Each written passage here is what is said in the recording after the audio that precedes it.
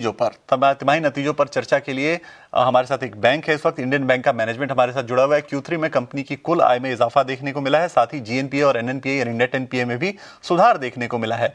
Loan growth का क्या guidance है, डिपॉजिट बढ़ाने की क्या रणनीति है, ग्रोथ का क्या आउटलुक है, ये तमाम सवाल आपके मन में होंगे इन्वेस्टर के तौर पर, और इन सवालों के जवाब देने के लिए हमारे साथ जुड़ रहे हैं इंडियन बैंक के MD विनोद कुमार। विनोद सर, बहुत स्वागत है आपका ET Now स्वदेश पर, और इस तिमाही के लिए आपको बहुत बहुत बधाई। सुधार आपके एनपीएस में देखने को मिला है। मेरा पहला सवाल आपसे जो है वो बुक को समझने को लेकर है। जो आपकी इस बार की बुक है, फ्लोटिंग रेट और फिक्स रेट के हिसाब से अगर देखा जाए तो उसको थोड़ा एक बार एक्सप्लेन कीजिए कि किस तरह की बुक्स रही हैं इस बार की आपकी। MCLR लिंक 46% है और EBLR लिंक अराउंड 36 to 37% है, फिक्स्ड अराउंड 6 to 7% है, some books are linked to some like BPLR etc. Okay, बिल्कुल। सर, मार्जिन्स की अगर बात करें तो वो 3.3% के रेंज में ही है। उसमें कुछ इंक्रीज देखने को नहीं मिला, कोई ग्रोथ वहां देखने को नहीं मिली, क्या उसकी कुछ खास वजह? मैंने गाइडेंस दिया था 3.15 to 3.30 के बीच में, अभी मेरा 3.40 है। बट अभी रेट कट जो फरवरी में हुआ, सॉरी दिसंबर में हुआ, उसका 1 महीने का इम्पैक्ट आया है, 2 महीने का इम्पैक्ट इस क्वार्टर में आएगा। और मैं अभी देख रहा हूं कि all of a sudden bulk के जो रेट्स हैं वो 25 to 30 बेसिस पॉइंट ऊपर चले गए हैं। तो बिकॉज ऑफ दिस रीजन मुझे लगता है कि मैंने जो गाइडेंस दिया है, maybe I mean we will little surpass that, but not revising that, because maybe from 3.40 there may be some moderation. बिल्कुल। रेट कट की आपने बात की, तो इनकेस अगर रेट कट होता है, पहले तो आपकी प्रेडिक्शन क्या है रेट कट को लेकर, दूसरा अगर रेट कट होता है तो क्या इंपैक्ट आपके निम्स पर, नेट इंटरेस्ट मार्जिन पे आपको देखने को मिलेगा? रेट कट का इम्पैक्ट हम लोगों ने काफी वेरियस स्ट्रेटेजी ये किया हुआ है। कॉस्ट ऑफ डिपॉजिट के ऊपर we remain very mindful, even yield on advances remain mindful. Bulk अगर आप देखेंगे लास्ट क्वार्टर में, तो bulk last quarter to this quarter there is no increase in bulk. So bulk का भी बहुत सोच समझ के हम लोग लेते हैं कि कितना लेना है, क्या कॉस्ट इम्पैक्ट आएगा। सो जो ओवरऑल इम्पैक्ट है, मुझे लगता है 25 बेसिस पॉइंट अगर रेट कट होता है तो मेरे नीम पे इम्पैक्ट उसका मैं उसको कंटेन कर पाऊंगा 5 to 6% पे। बिल्कुल। लोन ग्रोथ गाइडेंस पर एक आपसे सलाह चाहता था कि क्या आप वहां पे कोई हाइक देख रहे हैं क्या? लोन गाइडेंस मैंने दिया था 10 से 12% का, बट तीनों क्वार्टर में अगर आप देखें तो मैंने इससे बेटर ही किया है। इस क्वार्टर में भी 14.26% का ग्रोथ है अभी मेरा लोन का। तो मैं गाइडेंस मीन्स 12 से 13% के बीच में मैं इस बार लोन ग्रोथ कर पाऊंगा। एक सवाल मेरा क्रेडिट कॉस्ट के ऊपर रहने वाला है। क्रेडिट कॉस्ट क्या नॉर्मलाइज नंबर इसके हो सकते हैं, और टाइमलाइन क्या होगा क्रेडिट कॉस्ट को लेकर? क्रेडिट कॉस्ट अभी मेरा 0.21 है, तो एक्सेप्ट 1 क्वार्टर मार्च में जब ब्रांचों की ऑडिट होती है तो कुछ एमओसी आते हैं ब्रांचों में, उस क्वार्टर को छोड़ करके मैं इस क्रेडिट कॉस्ट को मेंटेन कर पाऊंगा between 0.21 two in the same region, 2 basis point 3 basis point here are there.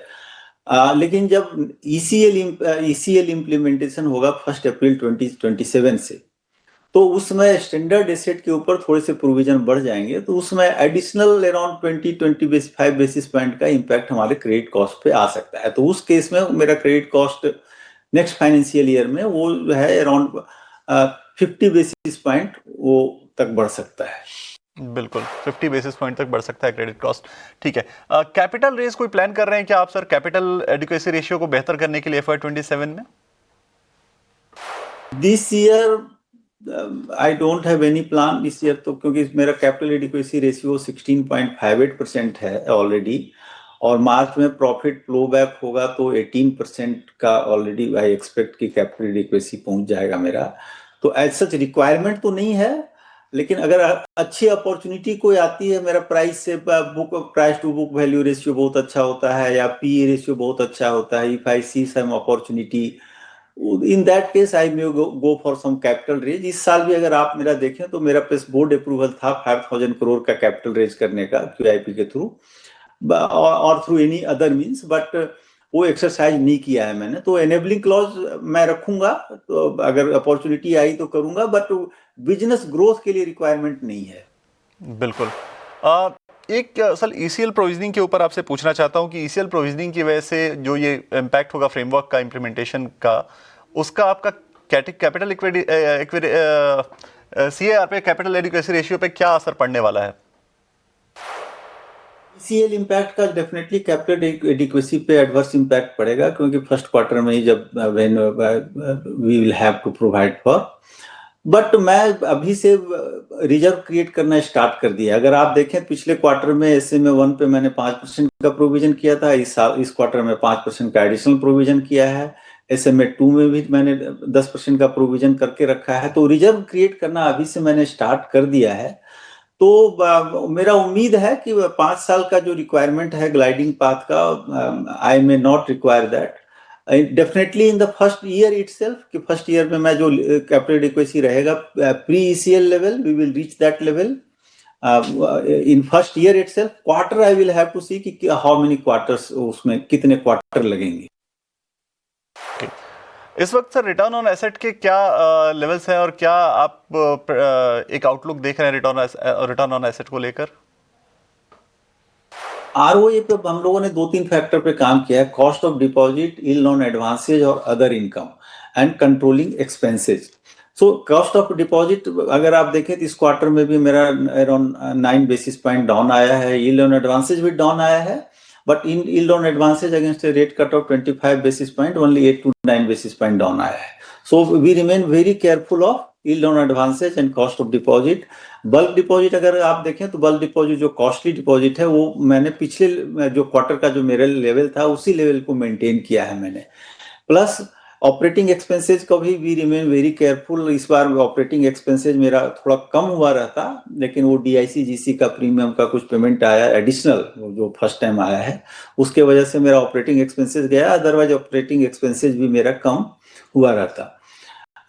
और अदर इनकम, फी बेस्ड इनकम पे बैंक का कंसिस्टेंटली फोकस है, फी बेस्ड इनकम बढ़ाने का प्रयास कर रहा हूं मैं। और लोन प्रोसेसिंग चार्ज अगर आप देखें तो उसमें मेरा good increase is there, and similarly LCBG commission also there is good increase. We are also consistently sanctioning good amount of loan, whatever we could sanction in the last entire year, we have surpassed that in this year itself. So going forward, because of these levers, I will be able to maintain my ROA. बिल्कुल ठीक है। तो बहुत शुक्रिया sir जुड़ने के लिए 18 house service से और अपने जो क्वार्टरली नंबर्स हैं उस पर तमाम डिटेल्स को सामने रखने के लिए बहुत शुक्रिया।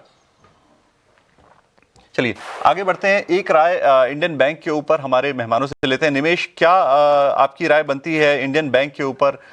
नतीजों पर हमने बात की, कंपनी के मैनेजमेंट से नतीजे आए थे, नतीजे बेहतर रहे थे, एनपीए में सुधार देखने को मिला है और कंपनी का मैनेजमेंट भी आउटलुक को लेकर काफी पॉजिटिव दिख रहा है।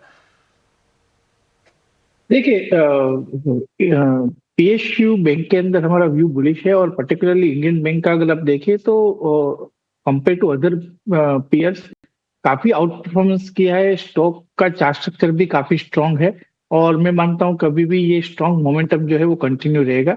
इंडियन बैंक के अंदर जिस तरह से मैनेजमेंट ने कमेंट्री दी है, आई थिंक काफी बुलिश कमेंट्री है, और मैं मानता हूं कि ये मोमेंटम जो है वो कंटिन्यू रहेगा। तो अगर यहाँ से आपको फ्रेश एंट्री लेनी है तो बाई कर सकते हैं। नीचे की तरफ स्टॉप लॉस जो है वो 870 का लगाना है, और ऊपर मैं मानता हूं कि अगर ब्रेकआउट सस्टेन होगा तो 860 870 तक के लेवल आराम से देखने को मिल सकते हैं।